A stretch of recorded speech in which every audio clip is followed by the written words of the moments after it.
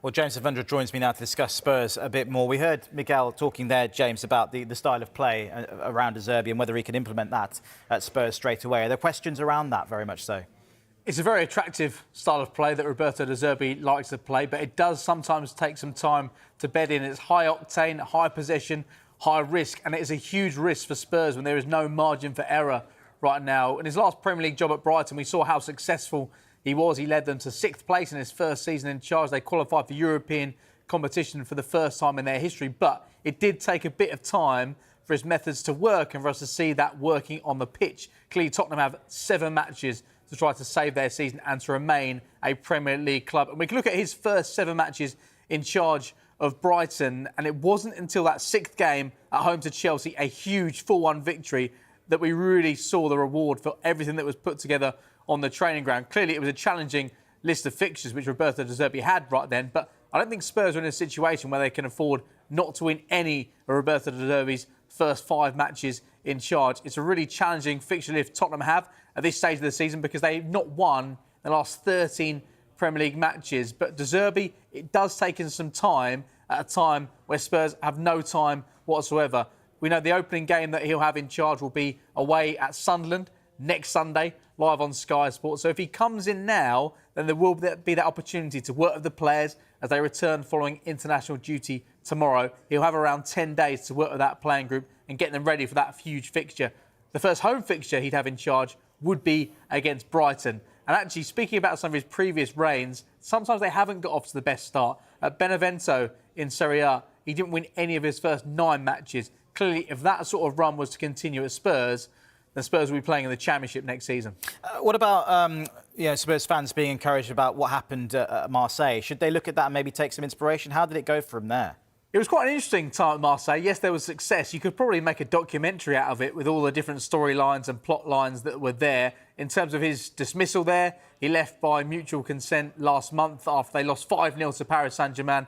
They were knocked out of the Champions League, losing 3-0 to Club Brugge. But in his first season in charge, he left Brighton in 2024 and he took the job at Marseille immediately. They finished 2nd behind PSG. This season he left the club in 4th, but his win percentage will be encouraging to Spurs fans. And in terms of his points per game, 1.81 points per game. Now, if Spurs are to achieve anything like that, then they are remaining in the Premier League this season. But interestingly, his points per game ratio wasn't as good as another man. Do you remember him? Igor Tudor lasted 44 days at Tottenham, 7 matches, and his win percentage at Tottenham was 0%, 1 point in 5 matches. So Roberto De Zerbi comes with great pedigree. You ask any manager in world football, they rave about Roberto De Zerbi, his style of play, what he tries to do when it comes to his teams, but clearly not a huge amount of time to get things right. It'll be very exciting. There'll be plenty going on. He's a combustible character. He's entertaining in press conferences. He will get the best out of these players, but can he do it between now and the end of this season? It's going to be absolutely fascinating. An incredible season covering Tottenham Hotspur. What will this next chapter bring? Will it bring survival, or could it end in the worst possible way at the end of May? Yeah, loads to come. James, thank you very much indeed for that. As James was saying there, you can watch what will potentially be De Zerbi's first match in charge of Tottenham Hotspur live on Sky Sports. Super Sunday next weekend. Spurs travelling to the Stadium of Light. They'll take on Sunderland. And a reminder as well, we've got a special show this week, Inside Spurs, which you can see from 7 o'clock on Thursday, right here on Sky Sports News. Before we focus on Roberto De Zerbi, obviously there was good reason for the slight delay in the announcement, but after that performance and result against Nottingham Forest, was there ever any doubt for you that there would be someone else in charge for Tottenham's next game against Sunderland? Yeah, I would have been shocked if there wasn't. I was quite bullish about Tottenham staying up, and then after the Forest game, you're like, wow. Do you know what I mean? They're in real trouble. So, yeah, it just shows you what a big club Tottenham is. I know they're struggling at the moment, but to get someone to De Zerbi, who's a top manager, to get him to come to the club just tells you everything how big Tottenham is. So they've got a chance now. They've got a chance. Is there a sense, do you think, Michael, from within the club of a little bit of embarrassment that they've had to U-turn so sharply and quickly on Tudor, who they thought was the man to get them out of the mess that they've got into? I just think now it's the final roll of the dice. This is serious. they're in serious, serious trouble. And when Tottenham play at Sunderland, they could start that game in 18th. And I don't think that's particularly a bad thing. And I know that sounds a bit ridiculous, but I think some need to completely realise the seriousness of this situation. They're used to 17th last year, but 17th was with a trophy. You know, and I feel there's the obsession of winning a trophy last year, they got it. But there was that kind of getting used to losing league games every weekend. Because it was also 17th with no jeopardy almost because of how far back the bottom those three were done. The bottom three were done last year. Look, in an ideal world for Tottenham Hotspur was that to bring Igor Tudor in February and this season to peter out, and then they do a little bit of a reset. And he was supposed to put out fires, but those fires were to get like Juve back in Europe, to lift Lazio up the table. It wasn't to keep a club of Tottenham's stature in the Premier League. You know, Tottenham cannot get relegated.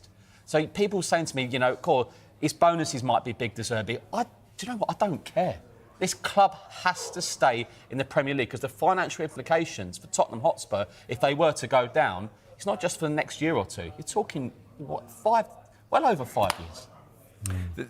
The point there about potential bonuses, do you think that it is financially motivated that Roberto De Zerbi, who maybe was initially saying, actually, I don't want to come in until the end of the season, it's maybe because we'll give you this much if you keep us up and a bonus here and a bonus there. That's why he's prepared to come in with 7 games to go to try and arrest the slide. 100%. 100%. Yeah, I mean, there was talk that he wanted to come in at the end of the start of next season, and now he's going to come in now. So they have to throw the kitchen sink at him. They have to. You know, as Michael says, they can't afford to go down. If they go down, it's just unthinkable. So you've got to take that chance. And whatever the bonus is, it's a cup of tea in football terms if he keeps them up. Because if he doesn't keep them up, everything goes out the window. You know, they're a business now. You know, they get concerts, they got go-karting, they got American football. You know, you've got to throw another 4 home games on top. Then all of a sudden, you can't be booking, you know, Robbie Williams to do a concert because you might be in the playoffs.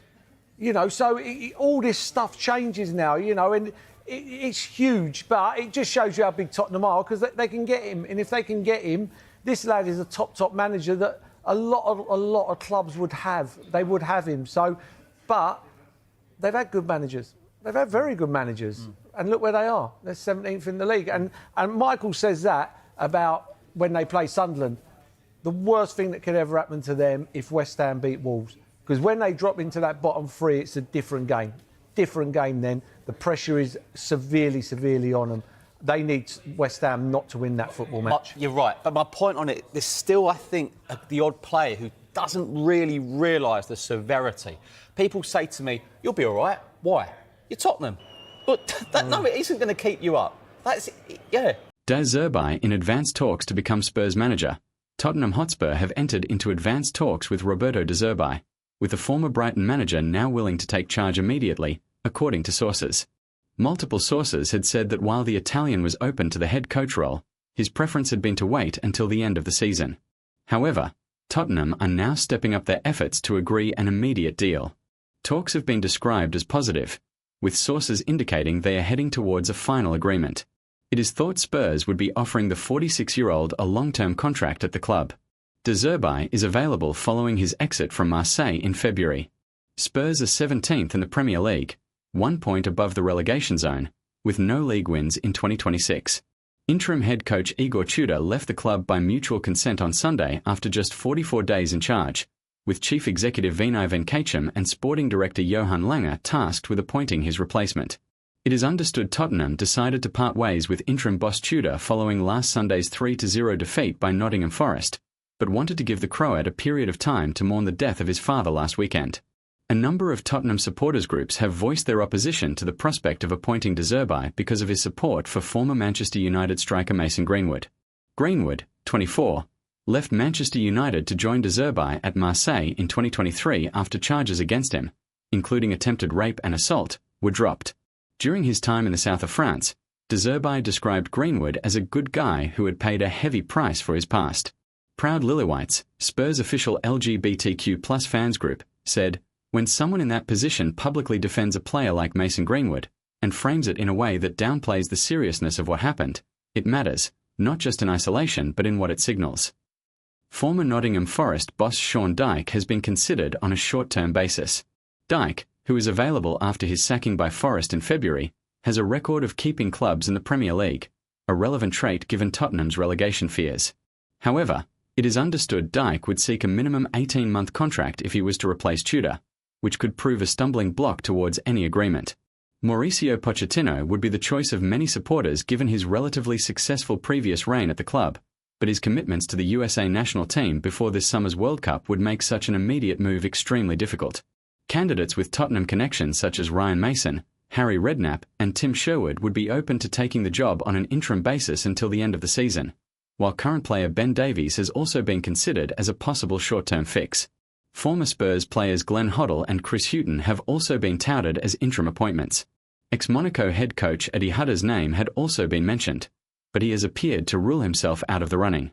He issued a statement to Sky Sports Austria, saying, as he had stated following his exit from the French top-flight club in October 2025, that he would prefer not to work as a head coach again until the start of the new season at the earliest. He added, "My position on this matter has not changed since then.